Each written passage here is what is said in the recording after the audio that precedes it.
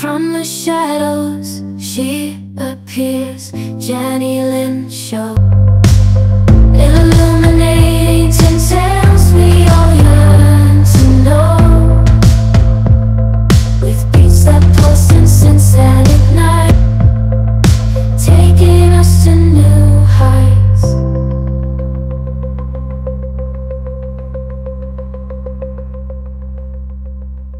You are watching Conversations with Jennylyn, and I'm always excited to share the people I bring on my show. My show is called Conversations with Jennylyn because I have conversations with people. People from all walks of life, religion, creed, color, name it. If they're people, they could be living under the bridge. I want to know their story and I want to share all of the inspiration with you. And so tonight, I have a guest that my heart gets big whenever I talk about her because for 2 years I've been following her on her platforms, and she gives definition to integrity. And this is why, after years of sort of following different spiritual people and teachers, I wanted to be very careful that when I did bring someone to share with you, it was someone that I had vetted and was positive that they were working from a place of integrity. Something I've never shared with you all. Over 20 years ago, someone did something really awful to my life. And it took me a long time to understand what was going on because it wasn't something my parents taught me or something I experienced in my life growing up. And so I suffered many years before I found out what was happening and who was doing it. And now that I have found Mel, after many years of going to many spiritual people, they all said they were helping me, but no one has really helped me until I met Mel. And so I decided this is the person I should share with my world or the people who watch my show because it's so out there. I'm sure some of you may have heard of the spiritual stuff, but it's not something that people talk much about. It's actually frowned upon, like most things that are not common in our world. But I am here to tell you it is true. Every word we share here is the truth. And so tonight, I welcome Melanie Lawson, and she is known on her spiritual platforms as... It's Light Warrior Mel D. So There's her platform, she's known as Light Warrior Mel D as in David at the end. Yes, it's a TikTok account that I have, a TikTok channel wherein I channel cosmic beings, otherworldly beings, and archangels, and provide other messages, spiritual messages to the public. So Mel, welcome to Conversations with Jennylyn. I am so excited to share you with everyone.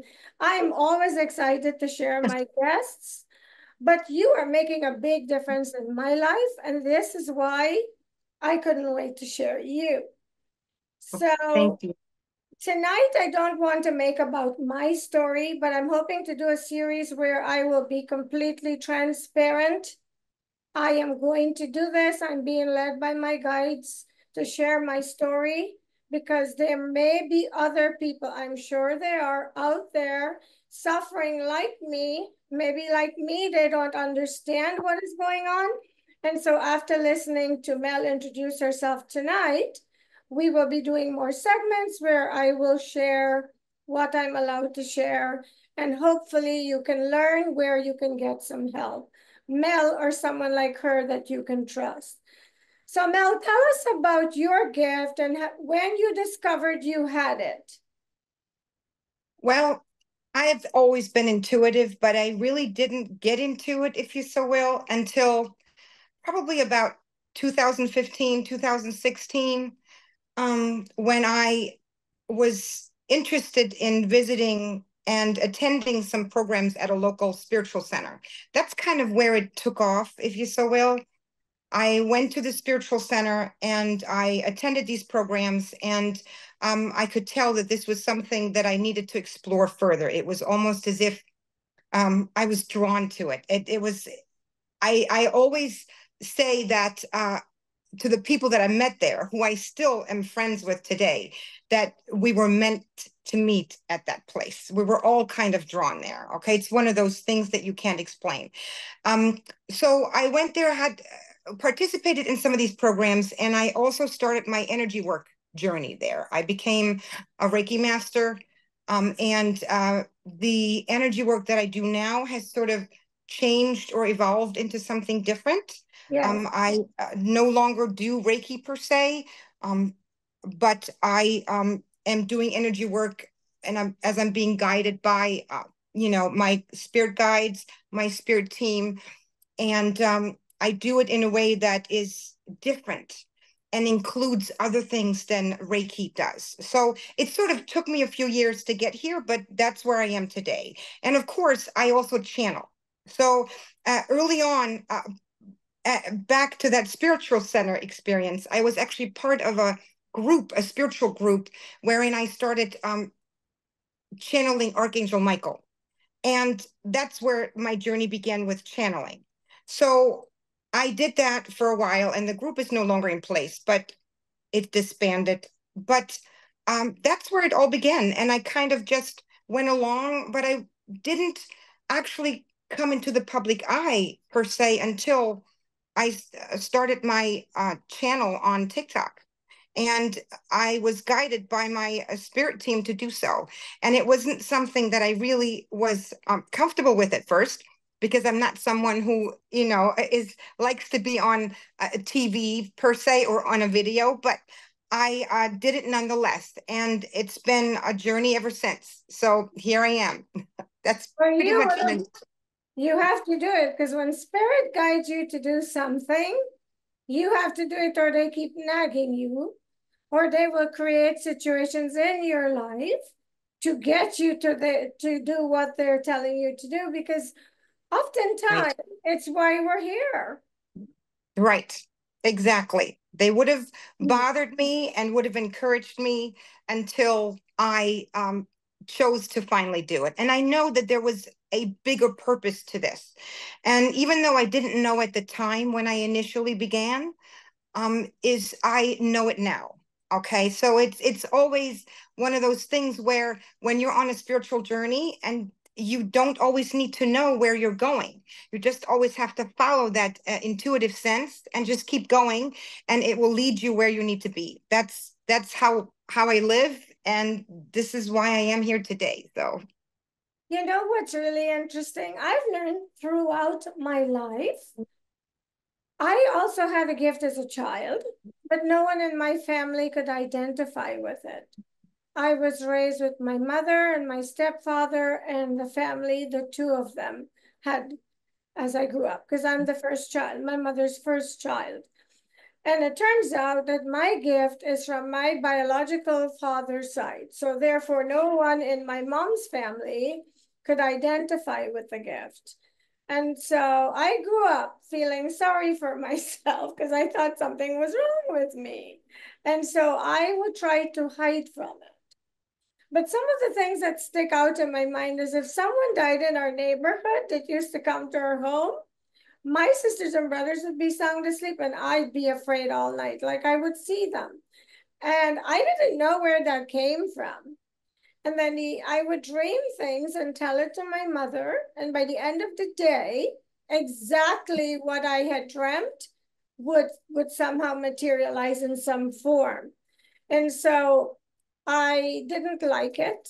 I didn't like that I had this because it, like I said, no one in my family could identify with it. So I was a stepchild, and then I had this gift. So I felt sorry for myself most of my childhood. Then I kind of grew into a young adult, and I shelved it. But when this thing happened to me, it sort of dragged me. and I had to sit and face it. And this is why people like you happen in my life. So I'll tell you how I found you. I've noticed that God will put people like you on my path. In San Francisco, where I lived most of my life, I interviewed a gentleman by the name of Russell Targ, and he is in charge of the Berkeley Psychic Institute, or was, because he's retired now, but he also worked at the Stanford Psychic Institute, Stanford University. And one day I was walking and an interview with him just popped into my feed. And I don't know why. I listened to it. I'm like, I have to interview this man. I aborted my walk, went back home, did my research, found him. He was retired, I think, like in his 80s. And another time I'll tell you how I got him, but I did because I don't give up. I actually interviewed him. Well, similarly, people like you, when I go to TikTok, show up in my feed. A lot of spiritual people. And I listen to them. But when I found you and a few other people like Heather and another guy called Carlos, I was drawn to what you were saying, and what you're saying resonated with my spirit. So I followed you for a long time, close to 2 years. And I kept hearing this voice telling me to contact you. But I was afraid because I'd gone to so many people before to help me who said they could help me. And that's not what happened.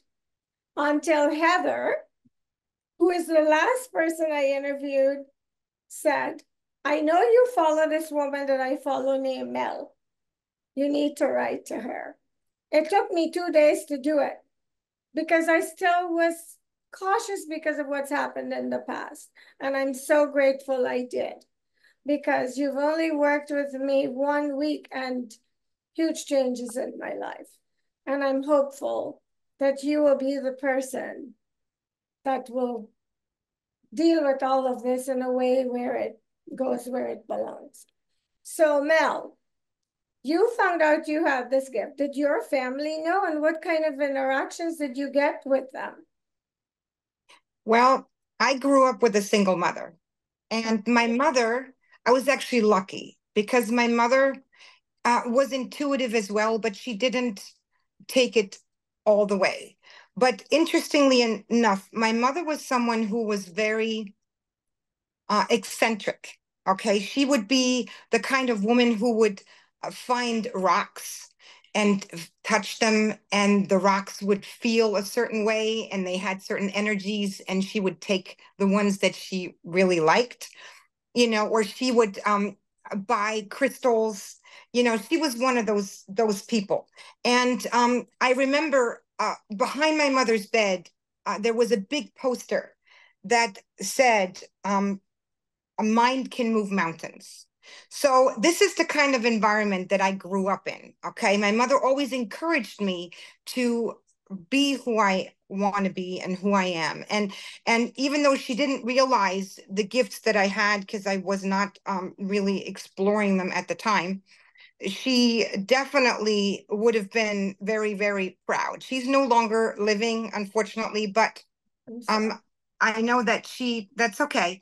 But I know that she definitely would have been proud for me to come forward and just do what it is that I feel I have to do, right? Because everything now I do from a place that I know is necessary for me, okay? It never comes from my mind alone. It always comes from a place within me.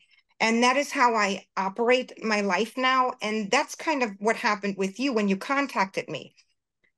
Initially, you briefly told me about your story, and I sat with it, and I thought to myself, am I able to handle this? Am I able to assist? Can I And interrupt you right here? Why? yeah, I want my viewers to hear why you felt this way. that's more of a You, Mel. you can say whatever. I don't care. I'm going to be transparent with this story. Yes, of course. No, it's fine. It is because of the severity of your case and the fact that I've never worked with someone that was this severe, okay, I sat back and I thought to myself, am I able to handle this? And I had to sit with it myself, and I asked my spirit team. And my spirit team said to me, when I asked them, they said, of course you can. Why do you think she contacted you? And I had to be reminded of something that I was recently told through a session, a QHHT session I had, which was very interesting, by the way, that those who are in need will find me. Okay, that was one of the things that I was told, or that I channeled while I was in this QHHT hypnotic state. And I knew that already anyways. I know that everyone that has been coming into my life is sent to me. I know it. But Jennylyn, it's almost as if I didn't trust myself, or I didn't know if I was ready for it. So it was more of a Mel problem, a confidence issue versus anything else. And even though, as you know, we are working through it, we're both learning to go through this process of assisting you with the issue. I'm learning from it myself. I know now that this is definitely something that I needed to experience, regardless of what's happening now. It is something that is important for me, and it is important for you as well, because there is no coincidence that I was meant to assist you with this thing, especially, and I'm not going to get into details, but it does involve darker things, right? It involves darker entities, and that's all I will say. And interestingly enough, I will go back briefly and talk about this. Initially, when I started my energy work, I did some regular Reiki on people, but one of the first things that my spirit guides were showing me and asking me to do is actually going to places and transmuting and removing darker energies and entities. That was something that I was taught or shown from the beginning. And I always wondered why, because it really doesn't vibe with many light workers, right? Many people will not touch that part because it's just not meant to be touched by everyone. It's not everybody's story, right? But I knew that there was something different about me during this time, in my spirit guides leading me to cemeteries that I needed to do work in, or actually asking me to travel to certain places out of state to then encounter some darker energies and entities that I needed to transmute and release. So there was more to my story when it comes to that darker handling or dealing with darker energies than just coming across with you. It's not just energy work, but darker entities and energies were always part of my story in a way. And I think now maybe that it led me to this point, because I don't know if I would have been able or willing to step into a case like yours if I hadn't all these years of dealing with this kind of stuff already in some form or another, right? Right. And may I say on camera that Mel said she's never seen a case like mine. So the person who's done this to me has a tremendous amount of hatred. And I've been dealing with this for 20 years. And I go about my life every day, and no one knows the hell I live in, except God, the angels, and those in the heavenly realm. But guess what? Nothing breaks Jennylyn, nothing. And now we got a team here. So Mel, I have to tell you, I have been trying to get rid of this for over 12 years. Even my mother doesn't know that I am dealing with this because I don't want her to worry. Mm-hmm. And of this 10 years, at least 12 people have identified the same person as the person doing it. And a few of them eventually said that it was so strong they couldn't help me. And so I was left hanging. When I wrote to you that day, I was expecting you to write back to me and say, I'm sorry, I don't do this type of work. So I really sent it sort of nonchalantly and also not expecting anything to come out of it. But I decided I wasn't going to leave any stone unturned because I'm the one who needed help. And the reason I got to trust you is, and this is something I want to discuss on this show, and I don't want us to roll over this and make it too much about my case as yet. We will do that. You channel messages every day. And I tell my friends I have guides that speak to me. People say to me, how do you know these things? And even at my work, I have a similar gift. It's nothing as complicated and fine-tuned as yours because I've had no training with it. But I've noticed sometimes at work, people will come and stand by my desk and I will get this nagging message in my head. And I say, I don't know why I'm telling you this, but I'm being told to tell you this. And then it would resonate with them. So they're like, oh my God, you have a gift.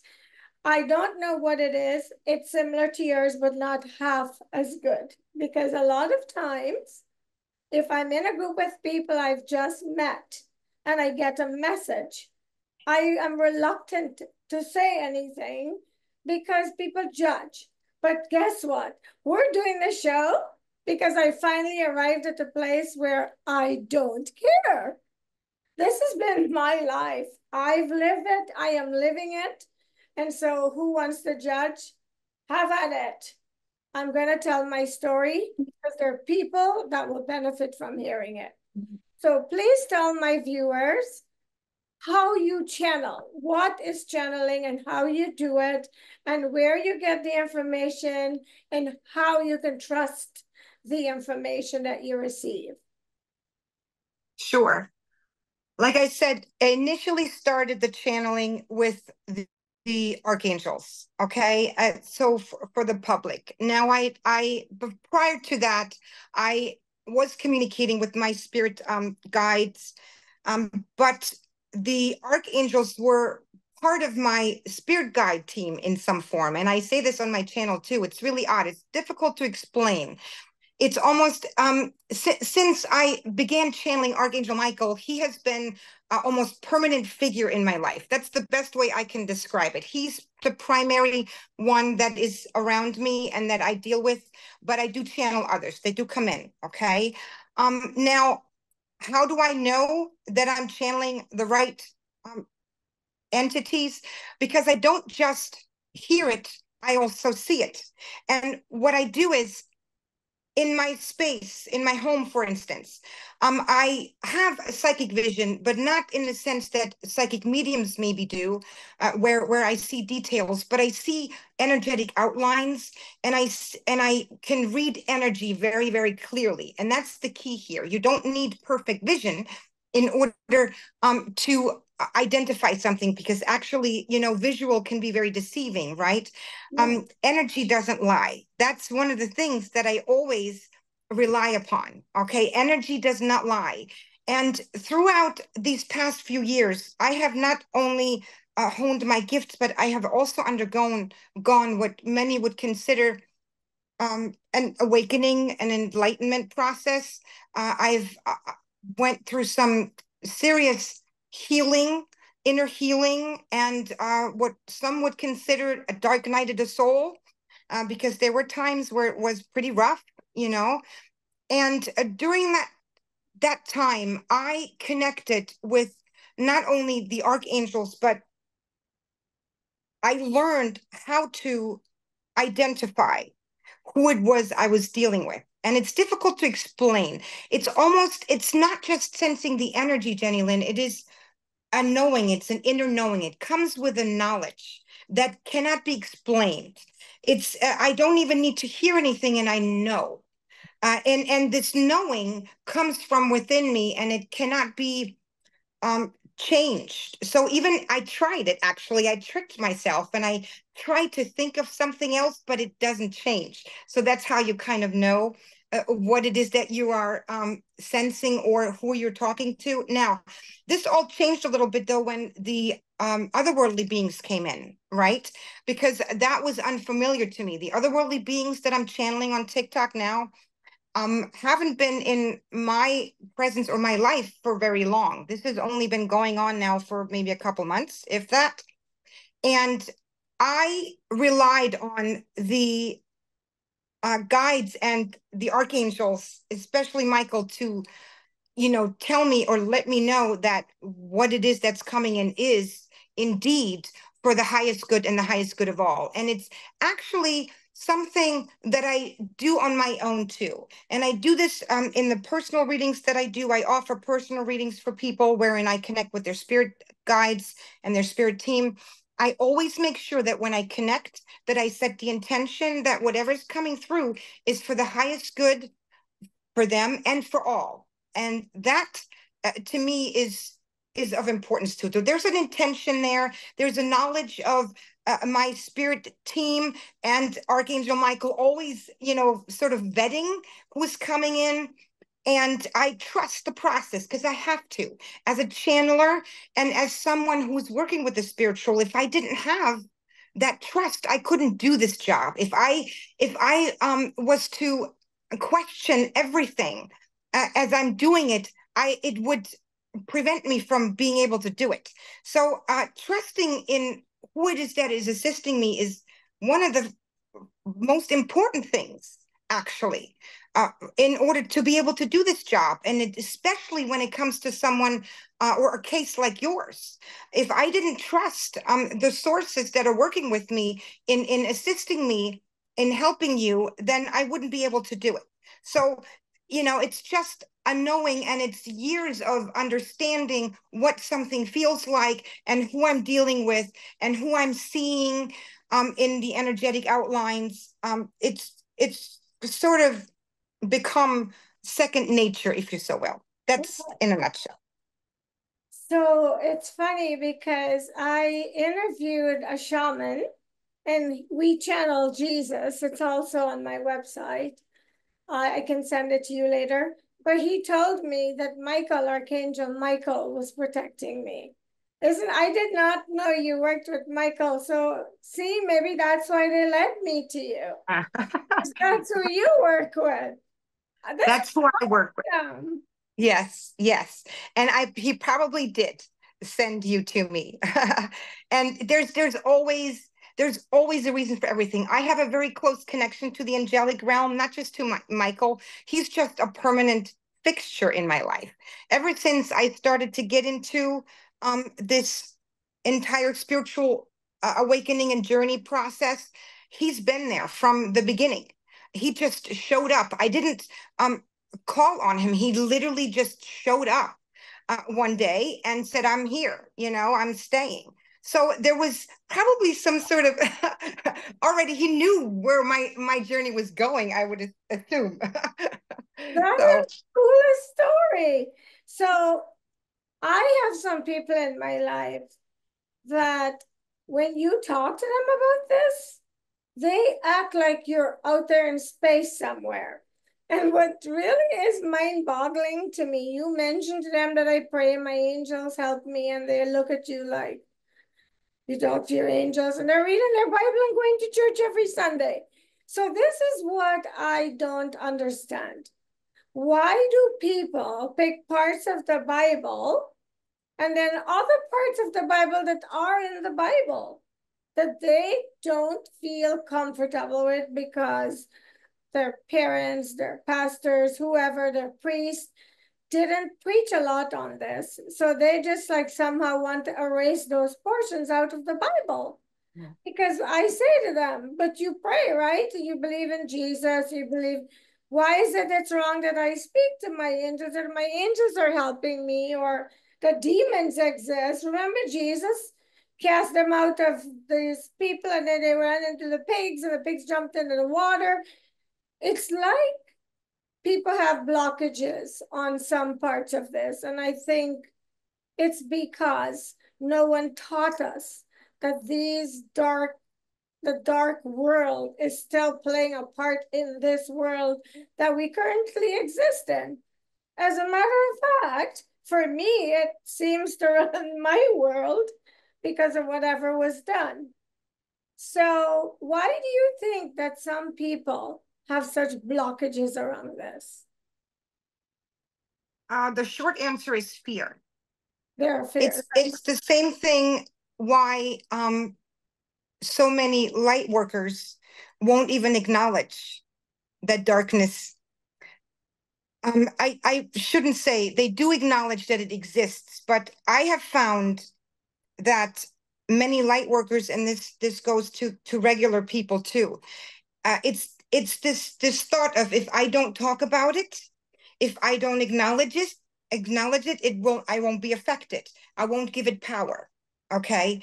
And that's the understanding of it. Now, there's some truth to this. I'll have to tell you there is, but I also know that nothing has ever been changed by not acknowledging it. As a matter of fact, some things have to be acknowledged. And I truly believe is how you acknowledge something is whether or not it gives it power. The only thing that gives darkness power is if you fear it.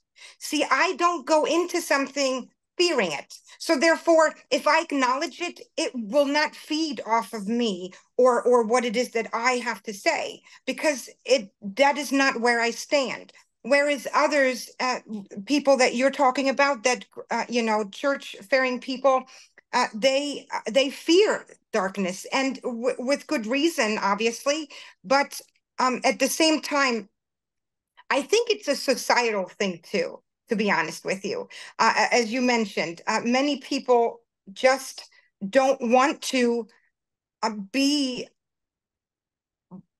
part of something they don't understand, okay? Or they don't, I'm trying to find my words here, Jennylyn, to be honest with you, because the reason why I say this is because from the beginning, working with darker entities, I actually was looked at by light workers as, what are you doing? You shouldn't be doing that. Don't touch that stuff. I was, as a light worker myself, I was looked at, well, you shouldn't be doing that. Well, if I'm not going to do it, who's going to do it? I feel called to do it, you know? And so many of God's captives have no one to help them. And Mel, I don't want to cut you off, hold that thought, but I want to say this because you said, and a lot of people say this throughout my life, and that's why it hurt me for so long. Because back in 2005, when this person started doing this to me, I was told, a woman randomly told me this. She told me, well, to do the details when we decide to tell the story. And I looked at her like she's crazy. That stuff has no power over me. I pray every day. I'm a Christian. I go to church. And if you don't believe it, it doesn't bother you. Not true in my case, because it took root and it got worse and worse. And then the physical manifestations started happening in my house, to where I had to bring a priest that I was told was trained by the Vatican. He did a movie with Anthony Hopkins. He was at my house and told me I had to move out of there. And he seemed afraid I wasn't. I lived there until I left because I don't fear these things. But I think that that's not true, that if you don't believe it, it doesn't have power, because I didn't believe it. And it had a lot of power. It really took a toll on my life, as you know. Right. I think telling these spiritual teachers that are telling people this, I don't think it's a good idea. To say if you don't fear it, it doesn't have any power over your life. It's not true. Yeah. It's what I would say to this is this. You have to acknowledge it in the scheme of the greater understanding, of higher understanding. Everything, whether it is something positive or something negative, simply exists. Okay, you have to look at everything from a neutral point of view. And to be honest with you, I'll tell you this. One of the things that I have learned dealing with darker things is that I don't judge it either. And you're absolutely right. What you and I'll circle back to what you were saying. But when a darker entity enters my space, for instance, or is in, I don't respond to its presence. I respond to its intention. Okay. There's a big difference. And actually I was taught that way by, those who are assisting me in this process. It is not the entity itself that it makes it dark. It's the intention that it has. So that's how you deal with this. But I want to circle back to what you were saying about you thinking that you were fine, or not thinking you were fine, or people thinking they're fine if they pray and they don't acknowledge it. Yeah, that definitely doesn't work, because the darkness will look for weaknesses within people, and we all have those, right? And in your case, it's different. It's someone who actually brought it upon you, okay, intentionally, by ritual. And Yes, continuously paid to keep it going. correct. So your case is completely different even. There's a difference between darkness that actually will come into someone's life because they are maybe more depressed and they're more vulnerable, and darkness is attracted to this kind of thing maybe, versus what's happened to you in your case, where someone actually conjured it, okay, and made it, like you say, keep it going, okay, kept it going, and keeps it, or trying to keep it going. So, I mean, there are different versions of it, but in any event, to simply ignore the fact that it exists and that it can't happen to you is false. It's a false sense of security, right? It really is. I truly believe that a darkness is part of existence. Without darkness, there's no light. Oh, without light, there's no darkness, rather. So, those are the two, and light will always eventually encompass darkness. Darkness cannot exist on its own, right? It just cannot. So there are different parts about understanding darkness and the different forms when one works with it.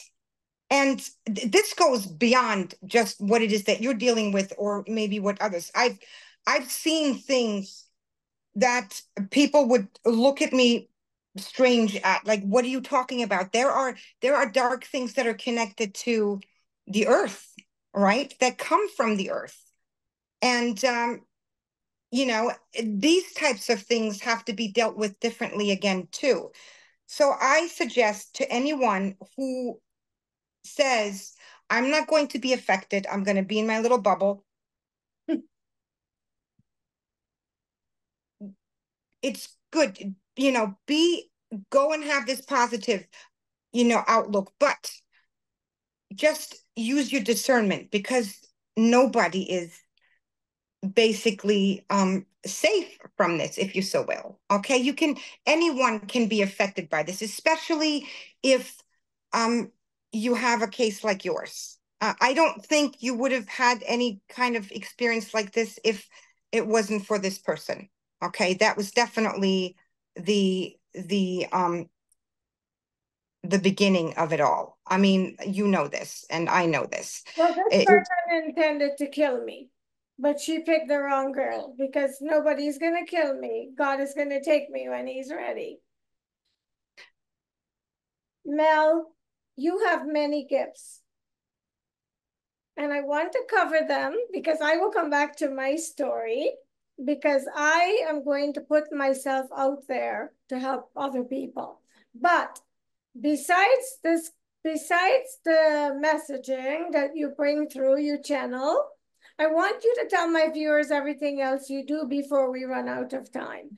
Okay. Because I want people who are in need to contact you, because I am sure you have integrity. And I'm putting my name on the block for you because because people have been scammed. So many people in my situation who are suffering have been scammed over and over and over. So anyone watching this show tonight that may have a need that may not be same as mine, and they hear what you offer, will know that you would be a resource for them to contact. So we know that you'd fight the dark, you channel messages from the angels and the guides. What else do you do? I do. You. Yeah, I do energy work on people, just like, for instance, those people who do Reiki do, but I don't do Reiki anymore.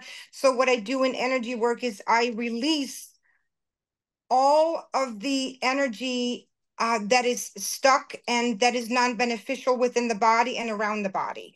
And what I find all the time is that we or the body has energy stuck to it that may be associated with not only this lifetime, but other lifetimes as well, especially if there's been some kind of trauma. So I do that. And I assist people by doing the energy work in allowing them to then move on with their journey, because everything I do is not meant to eliminate the work they still have to do on their own. It is just, enabling them to be able to move forward, because so many people just don't know how to do this. They say they cannot think straight, or they say they cannot. They're always sad, and they don't understand why. And so, I find that through energy work, you can often clear some of those areas that are associated or that may cause this kind of sensation or feeling, and assist these people in order to be able to pick up where they left off and move forward. Okay, that's one of the things. And also there's a physical aspect of things.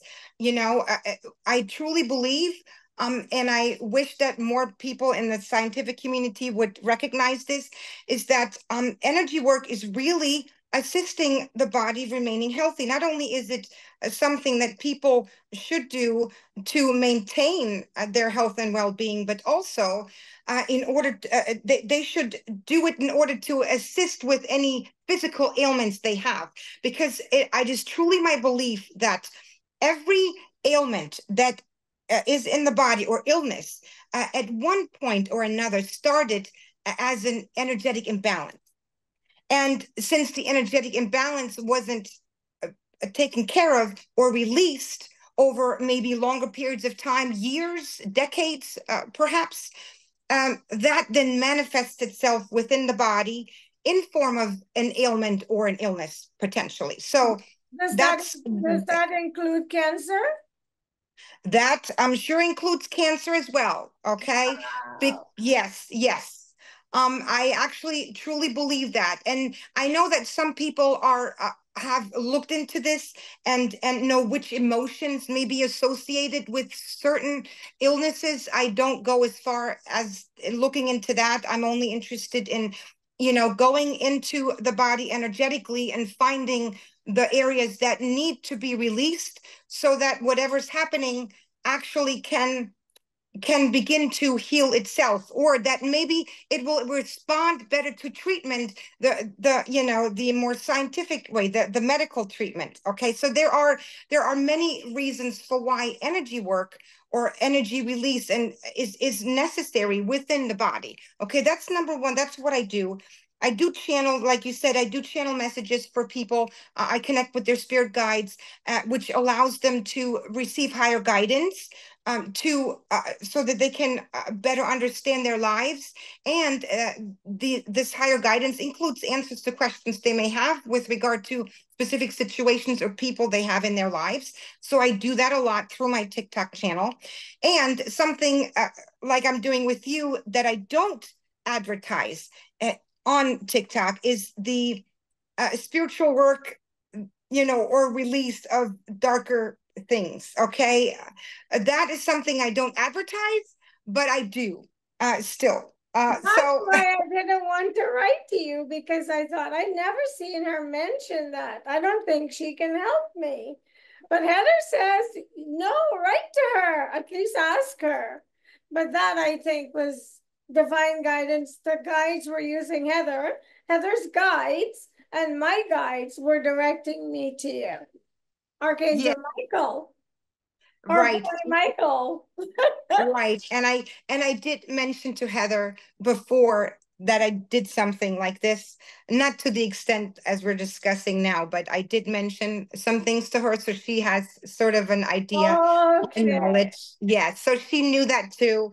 But clearly, there definitely was divine intervention, I think, because I truly believe everything happens for a reason. I don't believe for one moment that we meet people um, out of coincidence. Everyone that enters our lives is there for a reason. And in our case, you contacted me to assist you with this issue that you've been having for so many years. And I took it on upon myself to now step into your life and assist you with that, and use all the resources that I have to just, hopefully get this taken care of sooner rather than later. I mean, we've made some progress. We've still got ways to go, but this is not your run of the mill case. You know this, right? Unique as I am.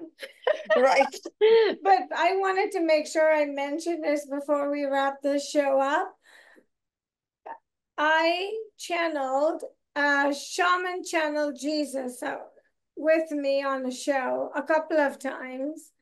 And people had given me questions to ask Jesus, right, when we channeled. And so I asked him, I said, Jesus, there are people on the earth who do not believe in a devil or anything demonic. And this has left an indelible mark on my brain. Suddenly he paused a little bit, and then he looked straight at me through the shaman looked straight at me and said, well, what do you think, Jennylyn? Can you believe it? You cannot make this stuff up. It's on camera, because he sees what I am going through. Mm-hmm. And when I talked to him when we talked off the camera, he told me what was some of the things that were happening to me, what they were. That's why I knew. That's why I gave you the name I gave you. So that was validation for me that what was happening to me was demonic, is when Jesus himself said that. And I knew he was going to get me help.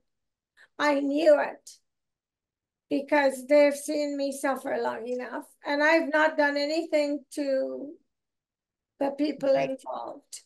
So right. You also do one other thing. You remote view. Oh, yes. Yeah, remember.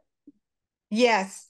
Well, remote viewing is something that I don't do for the public. Okay. Okay. I don't.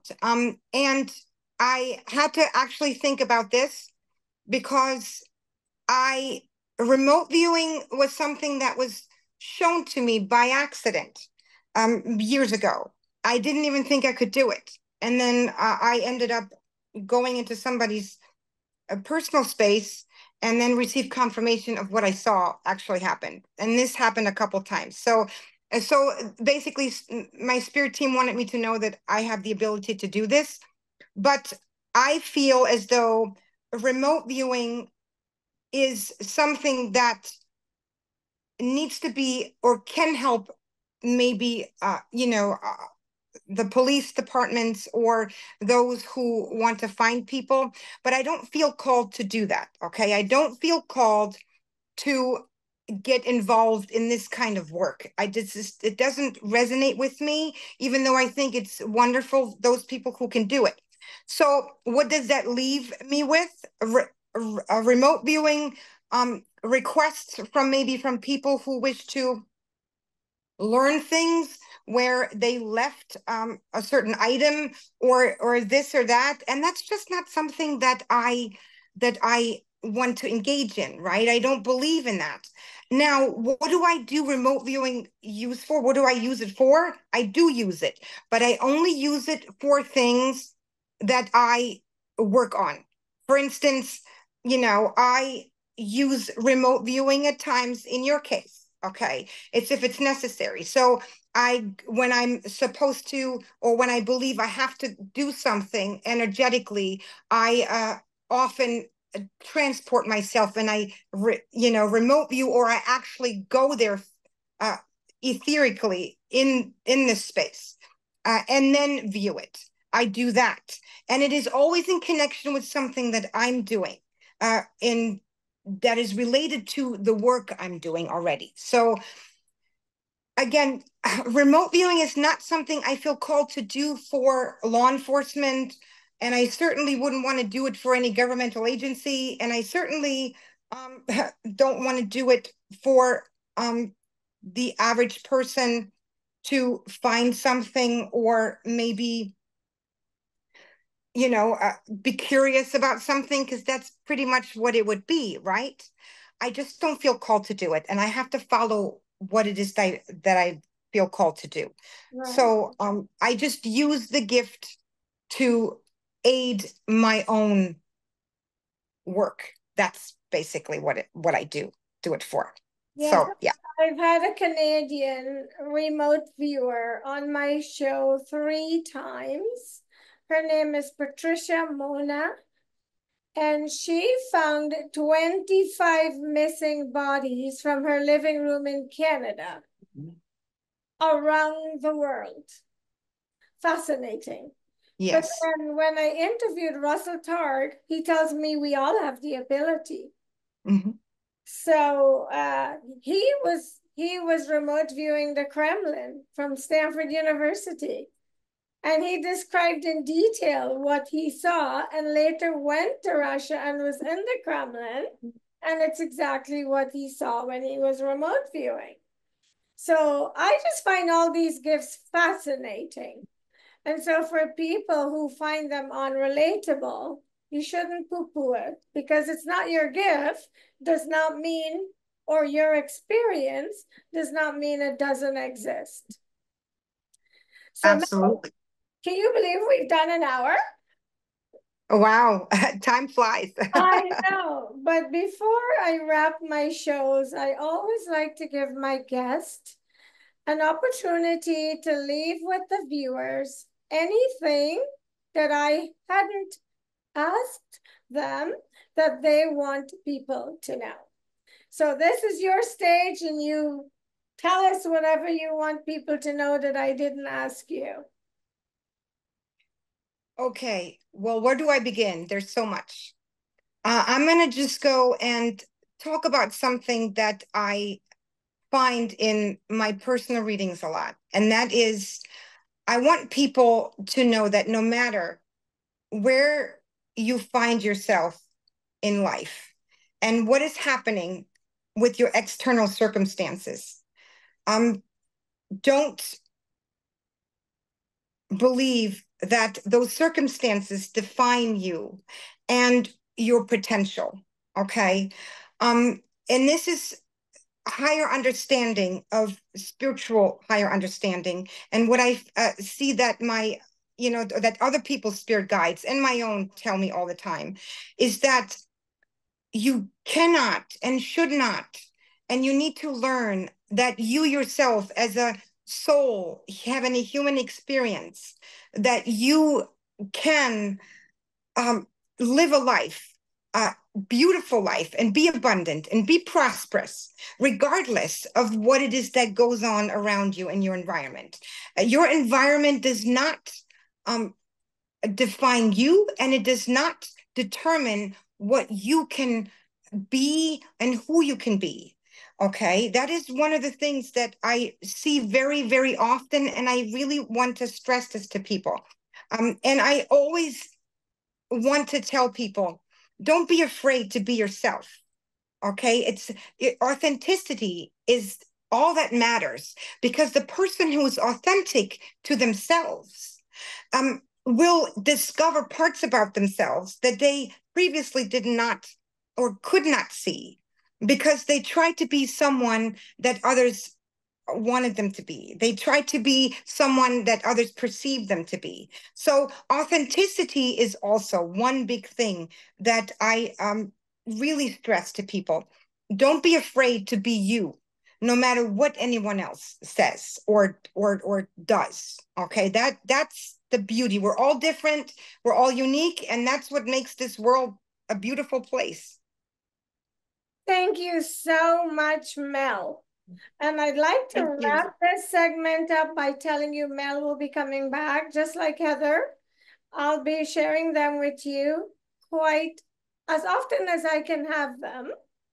And this segment might not be for everyone, but for those of you with whom the content resonates, I can ask you to stay tuned. We will be back. And thank you for watching Conversations with Jennylyn. When a conversation is all you need to be inspired and educated, and as in this case, you're going to be hearing a story that will knock your socks off. But every single bit of it, I have lived. And it just comes from jealousy. So don't let yourself be consumed by jealousy, because look at the dark road it took someone down. And I will be back soon with Mel, and we will share it all with you. Thank you. Bye-bye. Thank you. From the shadows, she appears, Jennylyn Show, illuminating sincerity.